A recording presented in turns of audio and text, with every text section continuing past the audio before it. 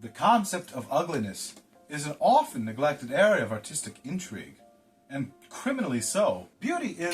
Cut. We cannot proceed with this video like this. I got it right that take. Why'd we stop? Your aesthetic is all wrong. What's wrong with that? You're looking really good, Professor. Maybe a bit too much. Well, Mort, thank you for that. That means a lot to me. But at the same time, what? We're covering an ugly topic in this video. You should be ugly. And what am I? We're gonna have to make you ugly. I am gonna have to make you ugly. With makeup. You want to do my makeup? No, I don't want to. But I'm gonna have to. Okay then, let's do it. To the makeup chair.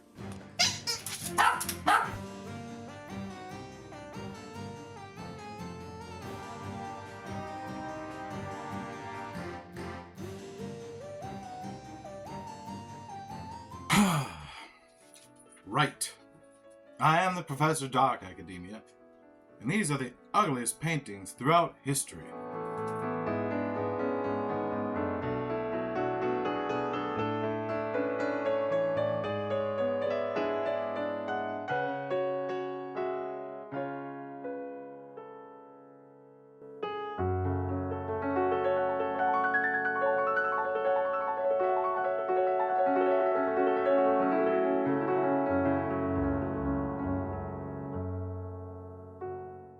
Welcome back, stranger. Today, we're getting ugly. Like coyote ugly, but not that coyote ugly. Proper fugly. Downright dog pool. Full-blown Quasimodo. Bad art. It's trendy. I collect it. Beauty is subjective, and many factors contribute to a perceived ugliness in art. While technical skill and stylistic choices play a role, the most significant factor often lies in the unexpected and unsettling portrayal of a familiar subject, with physical exaggerations pushing it beyond familiarity. That said, this is a subjective judgment. My personal opinion influences this program, and there are many so-called ugly works that were too beautiful to include here. And I wanted to pull from every era of art history. Had I based this on strictly ugliest, the Habsburg portraits would occupy every slot. I am the art critic in this video, and my judgment is as sharp as my pencil. That I love. I absolutely love. Number 10. Leonardo's Grotesque Heads, circa 1493. As the artist who created the Mona Lisa, often considered the most beautiful painting ever composed, Leonardo's name on this list may come as some surprise. Leonardo would draw many of this here facial type, ugly, old, or exaggerated, sometimes as studies for greater works, but often seemingly for his own amusement. One such work is his study of 5 grotesque heads. Leonardo's 5 grotesque heads presents a dynamic and asymmetrical composition. The exaggerated facial features and expressions are the focal point, emphasized by his dramatic use of light and shadow. Leonardo's expressive line work captures the subtle nuances of muscle and bone, creating a sense of movement and energy. Let me reiterate, this is not a poor work of art. Leonardo created no surviving poor works of art. It is purely ugly because it stretches the expected standard of human appearance to imaginative bounds. The central figure, with his bizarre aquiline nose, underbit jaw, and ivy wreath, recurs frequently in Leonardo's grotesque doodles. This figure, whom we'll call Old Caesar, Pizza. was likely the starting point for 5 grotesque heads, and may be a subject from Leonardo's pioneering anatomical dissections. Leonardo's penchant for drawing grotesque, exaggerated human features would suggest he enjoyed drawing ugly subjects, stretching every crease, wrinkle, and protrusion beyond practical physicality, and that is a sort of beauty in and of itself. Number 9. This medieval cat. Medieval cats have become an internet sensation, with this particular feline topping popularity charts. Its eerie, asymmetrical face, plastered on everything from handbags to pillows, leaves many viewers unsettled. As with babies, it almost seems that no artist before 1500 knew what a bleeping cat looks like. And that may be the case for many examples. But all of them? But this misrepresentation is not by accident. Medieval art, such as manuscript illuminations, emphasize symbolic meaning over any sense of realism. These doodles were like stained glass windows, or Egyptian hieroglyphs, in that they were a secondary language meant to convey a story or parable. After all, literacy percentage within the non-monastic class was 1, maybe 2. Scholars also mostly agree how cats, though helpful in ridding plague-carrying rodents, were seen as links to witches and evil spirits, and were purposely depicted as ugly, strange, or even human-like to reflect this negative perception. Despite it labeled medieval, considered the muted, smoky earth tones and oil brushstrokes, this is definitely not a medieval creation. It was originally posted on Reddit some years ago, and the original poster found it in a thrift shop and believes it to be 20th century. The actual age and origins of this freaky feline are dubious, very much like Old Sarah. Number 8. Tvera Chantveri Koshka, The Old Fisherman, 1902. Tvera Chantveri Koshka was a Hungarian pharmacist who began painting after receiving inspired messages from who else but God, no less. God told him he would become greater than the very Raphael himself. Maybe God buttered him up a wee too much. A painter he did become, though, and of considerable merit. The beauty of self-taught artists is their ability to resist conforming to current trends or movements. They stand out from the rest of the flock, either by choice or blissful ignorance. Chantveri Koshka, in essence, embodies the spirit of early 20th century avant-garde, a movement characterized by its deliberate subversion of artistic norms. This work marries symbolism with a touch of impressionism, creating a visual dichotomy. A serene seascape rendered in soft impressionistic tones dominates the left side of the work, while dark, churning waters and industrial structures dominate the right. The old man's wrinkles more closely resemble reptilian scales, and his snarling expression adds a layer of grotesque symbolism. Like all ugly works, his appearance breaks conventional symmetry and distorts truth. And this composition allows for an uglier twist. By mirroring the image, two new images present themselves. The left portion of the painting reveals a pious man in prayer before a serene agrarian background, symbolizing good. Mirror the right portion, and the devil himself emerges, embodying evil before an industrial wasteland.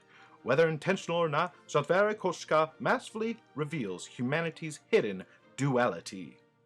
Number 7. Pietro Perugino, Madonna with Child, circa 1500. This work, created around 1500 by Italian Renaissance master Pietro Perugino, exemplifies his signature style of serene beauty. Perugino is one of the lesser-known masters, which is an accolade we humbly designate to Italian Renaissance artists who did not inspire a Ninja Turtle. He was a master of balanced compositions featuring tranquil figures and symmetrical architecture, and man simply hated conveying emotion. This depiction of the Madonna and Child showcases his classic Renaissance techniques. The central focus is the intimate bond between Mary and Jesus, arranged in a stable pyramidal form. Its wild, minimalist background is crowded out by the figures, reserving a sense of sacred space. Subtle halos and rich jewel tones enhance the religious significance characteristic of a high Renaissance composition. Perugino loved painting the Madonna and Child, and painted perhaps a dozen nearly identical iterations. I'm not going to count the exact number for you. It's not that I'm lazy, you can just Google it. If I didn't offer homework, I wouldn't be a very good professor, would I? His penchant for calm lack of expression may have gone too far with this Madonna version. Zoom in. Girl looks sleepy, stoned, zooted even. Maybe not as traditionally ugly as the other examples on this list, but a definite departure from what's expected from one of the masters. Now zoom in closer. Her eyes are slightly imbalanced and asymmetrical, her mouth only vaguely skewed. Once you see these imperfections, you can't unsee them, and it becomes clear Perugino was indeed the master of resting bitch face. And what of baby Jesus? He has clearly mastered the look of an infant, holy child, but in this version, I think man phoned it in. Enjoying this video? May I gently remind you that supporting this content ensures I may continue cranking out the fun, informative folklore and history videos. By joining my Patreon, you'll have access to lots of members-only videos, including outtakes and previously posted works, heads up on future material, and a say in what videos we make next. Link is in the description. Plans start at $1. Number 6. Lucy in the Field of Flowers. Anonymous. 20th century. This next entry was the ship that launched a fleet of ugly ships, the mirror universe Helen of Troy, and the birth of an entire movement. Scott Wilson founded the Museum of Bad Art, MOBA, after rescuing an exceptionally awkward painting from the trash. MOBA grew, and bad art became a hot 21st century trend. And Dear Lucy here is the landmark masterpiece that started it all. To this day, her original artist has yet to step forward and claim responsibility for this creation, but I wouldn't blame them after all, even if it did start a worldwide movement. Lucy here is posed before a colorful field of flowers and bright sky in a style best described as, I'm sure you did your best. and who painted her is not the only question this masterwork raises, like, is she standing or sitting or dancing? What happened to her eyes? Is she squinting? Nothing is clarified. If I had to guess, I'd assume somebody tried painting a beloved grandmother and ended up with Napoleon Dynamite in a wig. Tina, you fat lard, come get some dinner! Number 5. Fukquet Madonna with Seraphim and Cherubim. 1450s. This circa 1452 oil on canvas tour de force is part of an early Renaissance diptych painted by Jean Fukquet and commissioned by French royal treasurer Etienne Chevalier.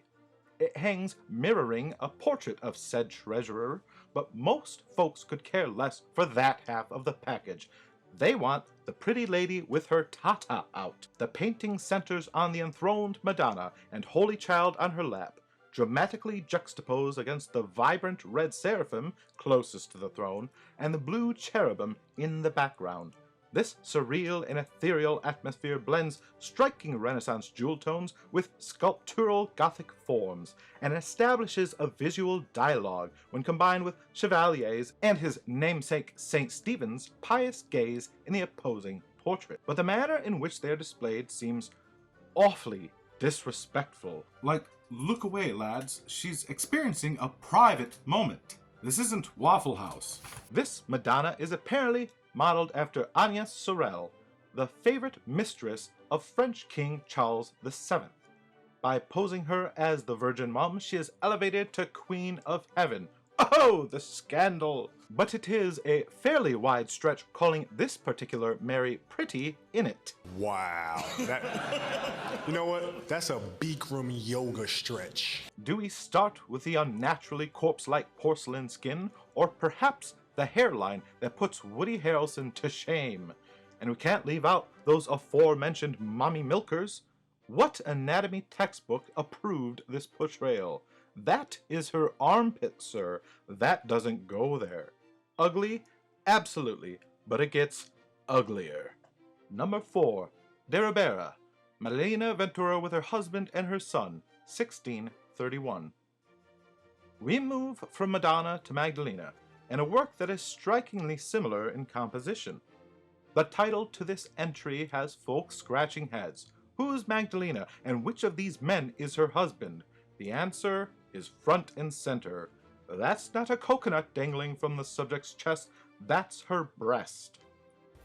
It feels like a bag of sand. Now, Mrs. Ventura was a real person, and your dear professor does not condone body shaming on this channel, so we'll cut the jokes short there. But speaking of cut, Her beautiful, thick, long beard certainly puts her husbands to shame.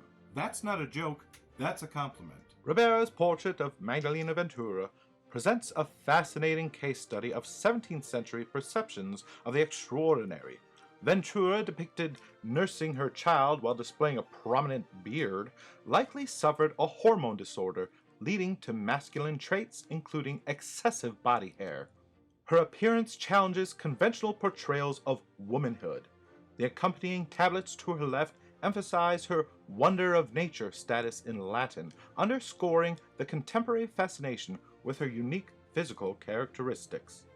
While the painting served as part of a gallery of unusual individuals, its composition and subject matter also offer insights into the socio-cultural context of the period, notably the intersection of gender, strength, and the remarkable. Painter and printmaker Giuseppe de Ribera is considered one of the 4 primary artists of the Spanish Baroque era, alongside Velázquez, Murillo, and Zurbarán. He worked primarily out of Naples, which in the mid-17th century was part of the Kingdom of Spain. Mrs. Ventura no doubt posed for de Ribera, but Lo Spagnoletto, as he was affectionately known, took some artistic liberties. She was in her early 50s by this time, and her children grown. Thus, this act of breastfeeding was likely an afterthought to contrast her male features with motherhood, and man put it smack dab hanging from her clavicle. Why cannot artists ever get breasts right? It's like they've never seen them before. Where'd you get the coconuts? Number 3. Goya. Saturn Devours His Son, 1820s. Francisco Goya was a Spanish romantic painter and printmaker of the late 18th and early 19th centuries, renowned for his dramatic and often unsettling works that challenged contemporary trends and norms. Known for his bold, expressive style and a deeply personal, often critical view of society, Francisco Goya's Saturn Devouring His Son is a seriously intense take on the Kronos mythos, as if child eating wasn't intense enough. This is one of his so-called black paintings that was painted directly to the walls of his home and was therefore not likely intended for public consumption. Since Goya didn't leave any explanations, it's rather open to interpretation, and is at the very least bloody terrifying. Though very expressive, Saturn aka Cronus aka Beaker lacks any true detail or definition. Mind you, this was many years before Impressionism, and at least quasi-realistic interpretations were preferred by Romantic-era artists. The eyes seemed like a last-minute addition using whiteout and a Sharpie. And are those limbs? Is that what those are? I'd say Goya's figure less resembles a Greek titan, and more so that botched Ecce Homo restoration from 2011. Number 2. Matsis An Old Woman, 1510s. Another internet viral sensation is Matsis Old Woman, commonly referred to as the Ugly Duchess, based on her aristocratic dress code. Painted around 1513, this lovely dame is a half-length oil-on-oak portrait, emphasizing her face through direct gaze and asymmetrical balance against a dark background, using shallow depth. The earthy tones and dramatic chiaroscuro highlight her wrinkles, embodying Northern Renaissance realism with grotesque facial exaggeration. She wears an aristocratic headdress, already outdated by 16th century standards, and holds a single red flower, possibly hinting at a desperate or even optimistic search for a suitor. One British medical journal proposed that she may have been suffering from something called Paget's disease, which explained her physical deformities. And while physical disabilities are no laughing matter, there's no way in 7 hells that this was an actual person. The acreage of real estate between her nose and mouth prices on the market for at least 6 figures. Banana for scale. Quentin Matsys was a Flemish Renaissance painter best known for his genre scenes and portraits, often imbued with a moralizing tone. It's likely he was speaking socially with this depiction, perhaps preaching ill of the privileged class or a certain aristocrat in general. While he did enjoy illustrating grotesque individuals, just like his buddy Leonardo, if these depictions of old men chewed a bit off the ugly stick, then this femme fatale swallowed the whole tree. Probably an ex-girlfriend. And before we get to number 1 on this list, may I please remind you to like the video, subscribe, and if you so enjoy it, hit that notification bell and stay updated with forthcoming videos. Finally, number 1, Bruegel The Beggars, 1568. The final entry on our list stands out from the others as it compiles every aspect of ugliness covered in the previous entries. 10 for 10, no missed baskets. Pieter Bruegel the Elder, a Flemish Renaissance painter active in the mid-16th century, is renowned for his detailed and often satirical depictions of peasant life and allegorical scenes, characterized by meticulous observation and a unique blend of realism and fantasy. His The Beggars uses a low-angle, eye-level composition to place viewers among marginalized figures, but slightly above and thus forced to look down onto them, both literally, figuratively. They group chaotically in the foreground, framed by stark walls emphasizing their isolation. The muted palette and simple background focus attention on the beggars' contorted poses and expressions. The work savagely satirizes 16th century society's callousness, portraying deformed figures in carnival garb, a king, a bishop, etc., as a symbol of universal moral rot, not mere poverty. If you knew not this piece's 1568 creation, one might assume this is one of those modern AI creations, where the subjects inadvertently blend together with missing limbs or extra fingers. Whereas some ugly creations are meant to display beauty but fail, such as Lucy in her flowery field, Bruegel wants to make you puke. The Beggars transcends mere unpleasantness. It's a deliberate assault on aesthetics and taste. Grotesque art, such as Leonardos' heads, often retains a sliver of theatricality or exaggerated humor, but The Beggars revels in unflinching realism. The figures are not characters, but stark representations of human suffering, their disfigurements and deformities rendered with a cold, mocking touch. Even Matsys' ugly Duchess has a flower, a touch of optimism, some hope, a smile. Here, there's no attempt to soften the blow, no glimmer of redemptive beauty to mitigate the visual onslaught. The muted earthy palette mirrors the grim subject devoid of any distracting, vibrant hues, instead blending the colors of mud, feces, vomit, and blood. The composition itself, with its low-angle perspective, forces the viewer into an uncomfortable proximity with the beggars, making their plight inescapable. We are not inspired to pity the wretched. The elder Bruegel wants us to look down and spit on them. It's not just the depiction of physical ugliness, but the deliberate stripping away of any visual comfort, any sense of artistic escapism that elevates the beggars to a level of unsettling potency rarely achieved in art. If this video receives 100 likes, I will do the most terrifying works of art next, but leave a comment if you have another great idea. And if you like this video, you might like this one I made about the devil's evolution throughout art history.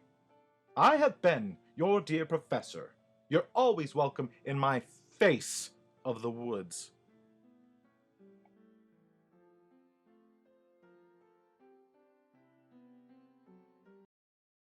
That's all she wrote. I get to wash the shit off my face.